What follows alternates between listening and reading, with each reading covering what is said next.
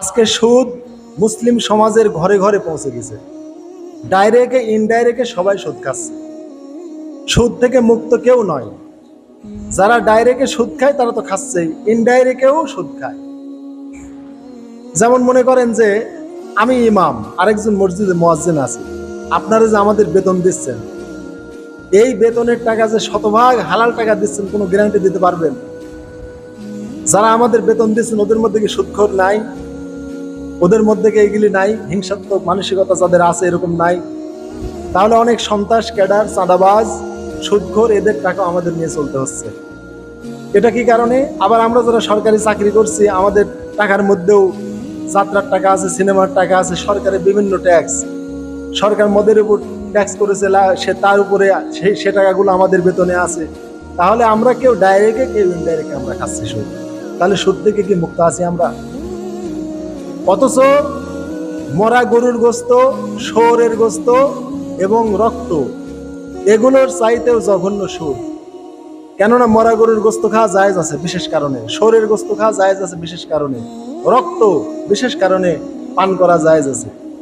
কিন্তু সুদ কোনো কারণেই জায়েজ নাই। সুদের কোনো হালাল কোনো খাত নাই।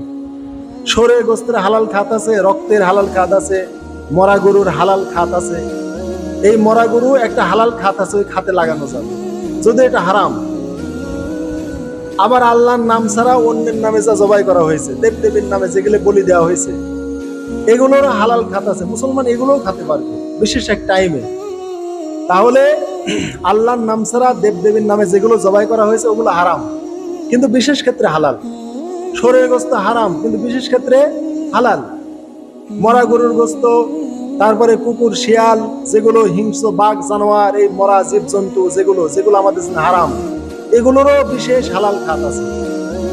রক্ত যেগুলো যেটা হারাম, এই হারামেরও বিশেষ খাত আছে, যে খাতে এগুলো হালাল হয়ে যায়। কিন্তু সুদ এমন একটা জিনিস যার কোনো বিশেষ কোনো হালাল খাত নাই। এই জন্য হাদিস শরীফে এসেছে, আল্লাহ কোরআনে যেটা বলেছেন, সুদের সবচেয়ে বড় গুনাহ কিয়ামতের দিন আল্লাহ এবং রাসূলের সাথে যুদ্ধ। ফাযানু বিহারবিন মিনাল্লাহি ওয়া রাসূলি, আল্লাহ যেটা কোরআনে জানিয়ে দিয়েছেন যে আল্লাহর সাথে যুদ্ধ ঘোষণা। তাহলে সুদ যারা খায় তাদের সবচেয়ে বড় গুনাহ আল্লাহ এবং রাসূলের সাথে যুদ্ধ। আর সবচাইতে ছোট গুনাহ হলো নিজের মায়ের সাথে জিনা করা, নাউযুবিল্লাহ মিন যালিক। নিজের মায়ের সাথে উপগত হওয়া। তাহলে হাজিরিন, এই যে সাংঘাতিক অপরাধ, তাহলে নিজের মায়ের সাথে উপগত হওয়ার কি কোনো হালাল পথ আছে? নিজের মায়ের সাথে জিনা ব্যভিচারের হালাল পথ আছে? নাই। তাহলে সুদেরও কোনো হালাল পথ নাই। নিজের মাকে বিয়ে করার যেমন হালাল পথ নাই, নিজের মাকে জিনা ব্যভিচার করার যেমন হালাল পথ নাই, সুদেরও কোনো হালাল পথ নাই। আল্লাহ রাসূলের সাথে যুদ্ধ করার হালাল পথ আছে? তাহলে সুদের ৭০-এর উপরে গুনাহ আছে। কতর উপরে? ৭০-এর উপরে গুনাহ আছে। তার মধ্যে সবচেয়ে বড় স্তর আল্লাহ এবং রাসূলের সাথে যুদ্ধ, যেটা আল্লাহ কোরআনে সূরা বাকারায় জানিয়েছেন। আর সবচেয়ে নিম্ন পর্যায়ে যেটা, সেটা হচ্ছে নিজের মায়ের সাথে উপগত হওয়া, জিনা ব্যভিচার করা। হাজিরিন, সুদখোর হয়তো আল্লাহ রাসূলের সাথে যুদ্ধ করতে রাজি হতে পারে, কিন্তু সুদখোর কি মায়ের সাথে জিনা করতে রাজি হবে? তাহলে সুদখোর সবচেয়ে বড় যেটা গুনাহ, আল্লাহ এবং রাসূলের সাথে যুদ্ধ, সেই বড় গুনাহটা হয়তো সুদখোর করতে পারে। কেননা আল্লাহ রাসূলের সাথে বিভিন্ন ভাবে যুদ্ধ করা যায়। তার বিধান, তার আদেশ নির্দেশ লঙ্ঘন করেও আল্লাহর সাথে যুদ্ধ ঘোষণা করা যায়। তারপরে আল্লাহর ওলি, আল্লাহর প্রিয় বান্দা যারা, যেটা আল্লাহ রাসূল সহিহ বুখারীতে বলেছেন, অন্যান্য হাদিসে আছে যে আল্লাহর প্রিয় বান্দা যারা ওলি, আল্লাহর প্রিয় ব্যক্তিত্ব, আল্লাহর ইবাদত বন্দেগী করে, এই আল্লাহর প্রিয় বান্দা ওলিদের সাথে যারা শত্রুতা করে তারাও আল্লাহর সাথে যুদ্ধ ঘোষণা করে। এটা আল্লাহ রাব্বুল আলামিন বলেছেন যে আমার মান আদালি ওয়ালিয়ান, আমার ওলি বান্দার সাথে, আমার বন্ধুর সাথে যারা শত্রুতা করে তারা যেন আমার সাথে যুদ্ধ করে। তাহলে আল্লাহর ওলি কিভাবে হওয়া যায়? আল্লাহ তাআলা নিজেই জানিয়েছেন যে বান্দা আমার সবচেয়ে বড় ওলিত্ব লাভ করে আমি যে ইবাদত ফরজ করেছি সেটার মাধ্যমে। তাহলে ওলি হওয়া যাবে ফরজ ইবাদত পালনের মাধ্যমে। তারপরে আল্লাহ রাব্বুল আলামিন, আল্লাহ রাসূল বললেন যে এরপরে আমার বান্দা ফরজ ইবাদত পালনের পর নফলের দিকে ধাবিত হয়। এমন পর্যায়ে নফল ইবাদত করতে করতে এমন পর্যায়ে বান্দা পৌঁছে যায় যে আমি বান্দার ওই চোখ হয়ে যায় যে চোখ দিয়ে বান্দা দেখে। আমি বান্দার সে হাত হয়ে যায় যে হাত দিয়ে সে ধরে, আমি বান্দার সে পা হয়ে যায় যে পা দিয়ে বান্দা চলে। তাহলে আল্লাহ রাব্বুল আলামিন তার মানে কি, আসলে আল্লাহ চোখ হয় না, আসলে আল্লাহ হাত হয় না, আসলে আল্লাহ পা হয় না, কিন্তু আল্লাহ বুঝাচ্ছেন যে বান্দার অঙ্গ প্রত্যঙ্গ আমার হুকুমের তাবেদারি হয়ে যায়। কিন্তু ওই পাপিষ্ট নাফরমান সুদখোর কোনো মতেই নিজের মায়ের সাথে জিনা করতে চাইবে না। চাইবে? সে যত বড় হয়তো বলবে যে আল্লাহ রাসূল সে যুদ্ধ করা যেতে পারে, কিন্তু মায়ের সাথে কাম করা যেতে পারে না। এই জন্য এক কিতাবে আছে, আল্লাহু আলাম, এর সনদ মতন আল্লাহ ভালো জানেন, যে এক যুবক এসে আল্লাহ রাসূলকে বলল যে আমি জিনা করতে চাই, আপনি আমাকে পারমিশন দেন। আল্লাহ রাসূল বলল যে তোমার মায়ের সাথে জিনা করুক, তুমি কি চাও? কয় না না না। কয় তোমার বোনের সাথে কেউ জিনা করুক, তুমি কি চাও? কয় না না না, এটা অসম্ভব ব্যাপার। বললো হে যুবক, কোনো মানুষও চায় না তুমি তার মায়ের সাথে তার বোনের সাথে তুমি জিনা করো। হাজিরিন, যত বড় সুদখোর হোক, ওই সুদখোর কি ওর মাকে কাউকে জিনা করতে দিবে? দিবে? বলেন, কথা বলতে হবে আমার সাথে। ওর বোনকে অন্য কাউকে দিয়ে জিনা করাবে? বা কোনো মানুষ ডেকে এনে বোনের ঘরে তুলে দিবে? কিন্তু এই কাজ করতে সুদখোর রাজি হবে না, কিন্তু সুদখোর নিজেই যে কাজ করতেছে, নাউজুবিল্লাহ মিন যালিক। তাহলে সুদখোর এত বড় হারামখোর যে সুদখোর অন্য মানুষকে দিয়ে মাকে জিনা করাচ্ছে না, সুদখোর অন্য মানুষকে দিয়ে নিজের বোনকে জিনা করাচ্ছে না, আর এটা করাও না, এটা মেনেও নিবে না, কিন্তু সুদখোর নিজেই নিজের মায়ের সাথে এই কাজগুলো করছে। এত বড় নিকৃষ্ট বেহা কাজে সুদ। এই জন্য হাজরিন, সুদের কোনো হালাল কোনো খাত নাই। আপনি শরীরের গোস্ত ছাড়া কিছু পাচ্ছেন না। আল্লাহ বলেছেন ফামান ইস্তররা গয়রা বাগ ওয়ালাদ ফালা ইসমা আলাই। তুমি এমন এক এলাকায় তুমি চলে গিয়েছো, বা এমন এক মানে পজিশন তোমার কাছে মরা গরু ছাড়া, শরীরের গোস্ত ছাড়া, রক্ত ছাড়া, বা হিন্দুদের ওই দেবতার নামে বলি দেওয়ার ওই পাটার গোস্ত ছাড়া আর কিছু নাই। তুমি কি করো? এখান থেকে তুমি তোমার প্রয়োজন অনুযায়ী তোমার জীবন বাঁচানোর জন্য তুমি খাও। ফালা ইসমা আলাই, এতে তোমার কোনো অন্যায় হবে না, তোমার কোনো গুনাহ হবে না। এজন্য আল্লাহ নিজেই এই কথা বলেছেন, ফালা ইসমা আলাই। ইস মানে পাপ, অন্যায়, গুনাহ। তাহলে আল্লাহ নিজেই ফতোয়া দিয়েছেন, শরীরের গোস্ত খালে, মরা গরুর গোস্ত খালে, তারপরে ওই পাঁটা যে বলি দিয়েছে দেবতার নামে, বলির পাঁটার গোস্ত খালে, রক্ত পান করলে তোমার কোনো গুনাহ হবে না। কে বলেছেন? আল্লাহ। এর বিপরীতে কি আল্লাহ কোথাও বলেছেন যে যখন তোমার সংসারে অভাব অনটন দেখা যাবে, তোমার গোলায় চাউল থাকবে না, তোমার জমিতে ফসল মার যাবে, দেশে হাহাকার লাগবে, তখন তুমি তোমার রিজিকের জন্য তুমি একটু সুদ তুমি নিয়ে আসো, ব্যাংক থেকে তুমি সুদ তুলিও, সমাজের সুদী মহাজনের কাছে গিয়ে তুমি সুদের টাকা নিয়ে এসো? এরকম কোনো ফতোয়া আছে নাকি? আল্লাহ কোথায় এরকম বলেছেন কোরআনে? আল্লাহ রাসূল কোন হাদিসে বলেছেন? আমার হয়তো অজানা থাকতে পারে, আপনারা যারা সুদ খান বা সুদের সাথে জড়িত তারা এগুলো খোঁজেন তো। তাহলে আল্লাহ রাব্বুল আলামিন শরীরের গোস্ত, মরা গরুর গোস্ত, রক্ত, ওই বলির পাঁঠার গোস্ত খাওয়া আল্লাহ বিশেষ কারণে আল্লাহ হালাল করলেন এবং বললেন এতে কোনো গুনাহ নাই। কিন্তু দেওয়ালে পিঠ থেকে গেলেও আল্লাহ কোথাও বলেন নাই যে সুদ খাওয়া যাবে, কোথাও আল্লাহ রাব্বুল আলামিন বলেন নাই। তাহলে হাজরিন, তাহলে যারা সমাজে সুদ খায় আমি তাদেরকে বলি, ভাই আপনার কি এতই রিজিকের অভাব যে আপনি মরা গরুর গোস্ত খাওয়ার উপযোগী হয়ে গেছেন? আপনার কি পরিবারে এতই অভাব যে আপনি শরীরের গোস্ত খাওয়ার উপযোগী হয়ে গেছেন? আপনার কি সংসারে এতই অভাব যে আপনি রক্ত পানের যোগ্য হয়ে গেছেন? আপনার সংসারে কি এতই অভাব যে ওই হিন্দুদের বলির পাঁঠার গোস্ত ছাড়া আপনার আর রিজিকের পথ নাই? যদি আপনি এই পর্যায়ে চলে যান তাহলে আপনি মরা গরুর গোস্ত খান, আমি ফতোয়া দিয়ে দিলাম। এই ফতোয়া আল্লাহ দিয়েছেন, আমি আল্লাহ তাআলার আমি একজন বান্দা হিসেবে তার কোরআনের মেসেজ আপনাকে দিয়ে দিলাম। আপনার দেওয়ালে পিঠ থেকে গেলে রিজিক হাসিলের কোনো উপকরণ আর না পেলে, আর আপনাকে কেউ সমাজে রিজিক দিচ্ছে না, আপনি বঞ্চিত, আপনি সুদ না তুলে আল্লাহ বলেছেন শরীরের গোস্ত খাও, মরা গরুর গোস্ত খাও, তারপরে তুমি রক্ত পান করো, ওই বলির পাঁঠার গোস্ত তুমি খাও, এটা আল্লাহ তাআলা বলেছেন। ভাই ওই জন্য আপনি ওই পর্যায়ে চলে গেলে আপনি সুদ না খেয়ে মরা গরুর গোস্ত খান, পচা নোংরা নর্দমায় ডেনে এই যে রক্তগুলো আছে এগুলো আপনি পান করেন, আপনার কোনো গুনাহ হবে না, এটা আল্লাহ জানিয়ে দিয়েছেন। আপনি শোর খান, বনে জঙ্গলে গিয়ে শোর মেরে খান, তাহলে আপনি এগুলোতে আপনি কোনো গুনাহ হবে না, আল্লাহ বলেছেন। তাহলে হাজিরিন, যারা সুদখোর তাদেরকে বলি, ভাইরা আপনি কি প্রয়োজনে আপনি সুদ খাচ্ছেন? আপনি কোন প্রয়োজনে সুদ খাচ্ছেন? সুদের দলিলটা আপনি আমাকে দেন যে হুজুর এই কারণে আমি সুদ খাচ্ছি। যদি আপনি বলেন যে ভাই আমার পরিবার চালানোর কোনো গতি আর নাই, যদি গতি না থাকে তাহলে আপনাকে আমি বলবো তাহলে আপনি শরীর গোস্ত খান বা রক্ত পান করেন, ওই যে ব্রয়লার বেচতেছে আপনার বাজারে, ব্রয়লারের লারি ভুড়ি গুলো খান, এগুলো আল্লাহ জায়েজ করেছে, খান আপনি। বা আপনি খ্রিস্টান পাড়ায় যায় আপনি 2 টুকরা আপনি শরীর গোস্ত খেয়ে আসেন, অথবা হিন্দুদের দেবতার যে পাঁঠার বলি দিছে ওই বলির পাঁঠার গোস্ত আপনি 1 টুকরা খেয়ে আসেন, আপনি কোনো গুনাহ হবে না। তাহলে হাজিরিন, আপনি মরা গরুর গোস্ত খাবেন, শরীর গোস্ত খাবেন, কিন্তু আপনি সুদ খাবেন না, যদি আপনি ওইগুলি খাইতে যদি বাধ্য হন।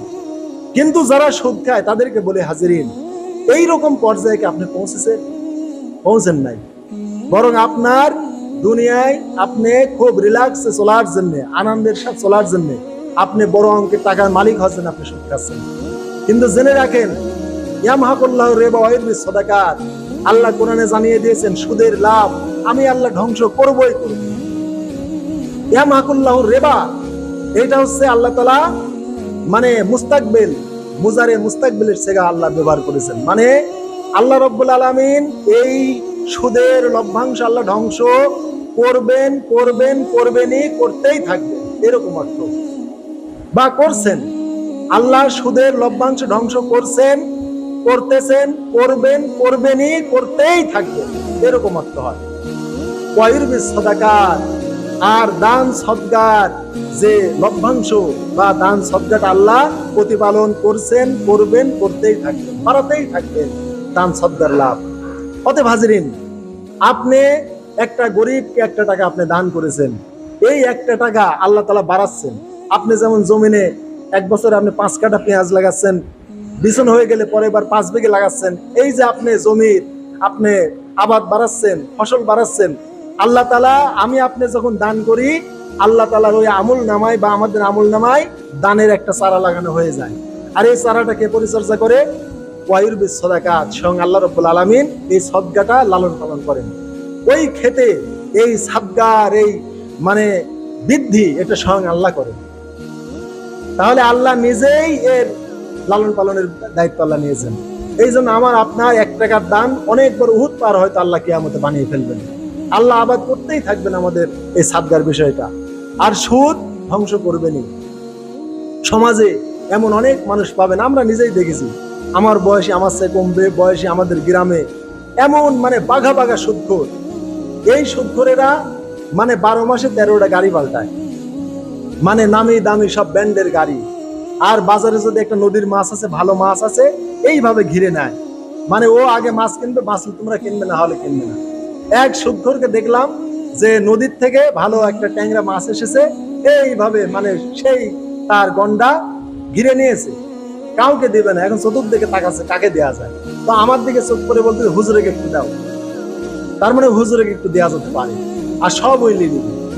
মানে এই যে খাবি খালি দুনিয়াতে খাওয়ার জন্য সুদখোরেরা, এই জন্য দেখবেন সুদখোরেরা তাপে কিছু করার জন্য নাই। বাজারে একটা ভালো জিনিস উঠবে, ওই যে সুদের টাকার গরম, রাত পলে টাকা পাবি, নগদ নগদ কামাই, ও বাজারে ভালো জিনিস আগে খাবি, খাচ্ছে খাক। কিন্তু একদিন কি হলো, এই সুদখোর কিছুদিন পরেই দেখলাম গ্রাম ছাড়া। আজ 5-7 বছর হয়ে গেছে, আজ আমাদের গ্রামে ফিরতে পারেনি। অতএব হাজিরিন, আল্লাহ সুদ ধ্বংস করবেনই করবেন, এটা আল্লাহর ওয়াদা। আপনি যতই বৃদ্ধি করেন, আপনি 2 4 গুণ গুনছেন, কিন্তু 2 কিন্তু আবার 0 হয়। কিভাবে? আপনার হিসাবে 2 + 2 4, কিন্তু আল্লাহর হিসাবে 2 - 2 কত? 0। আপনার কাছে যোগ, আল্লাহর কাছে বিয়োগ, উল্টা। আর দান আপনার কাছে কম হলো, 2 টাকা দিলেন, 2 টাকা কমে গেল, কিন্তু আল্লাহ 2 4 করে দিলেন। তাহলে সুদ আল্লাহ 2 0 করেন, আর দানটাকে আল্লাহ তাআলা বাড়তি করেন। যদিও আপনার কাছে 0, 100 টাকা আছে, 10 টাকা দিলেন, আপনার কাছে 10 টাকা কমে গেল, 90 টাকা, কিন্তু এটা আল্লাহ বলেছেন আমি বাড়তি করব।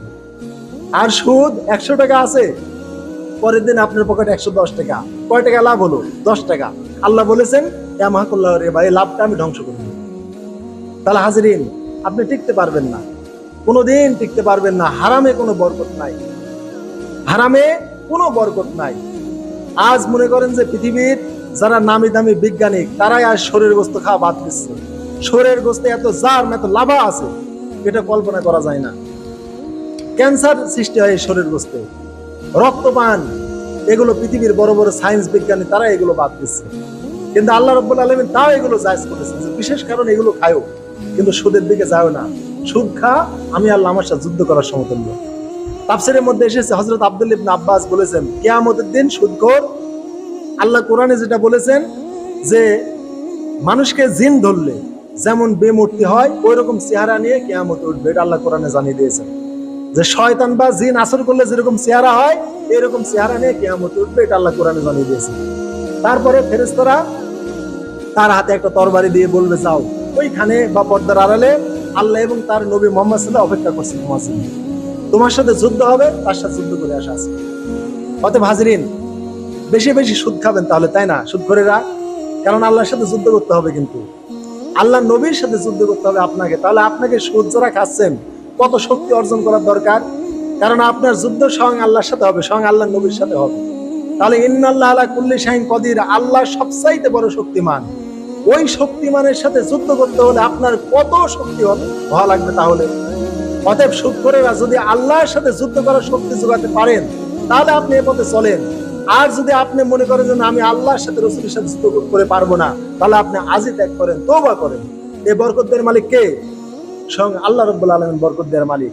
অতএব হাজরিন, হালাল খাদ্য পানি আপনি রমজান মাসে আপনি ত্যাগ করলেন, পানি পান করলেন না, ভাত খেলেন না, কিছুই খেলেন না সারাটা দিন, কিন্তু আপনি হারাম খাচ্ছেন, সুদ খাচ্ছেন এর চেয়ে কম প্রয়োজনে। এটা আপনাকে কে বলেছে? আপনার দেওয়ালে পিঠ থেকে গেলে আপনি শরীর গোস্ত খান, মরা গরুর গোস্ত খান, কিন্তু আপনি সুদ কখনো খাইতে পারবেন না।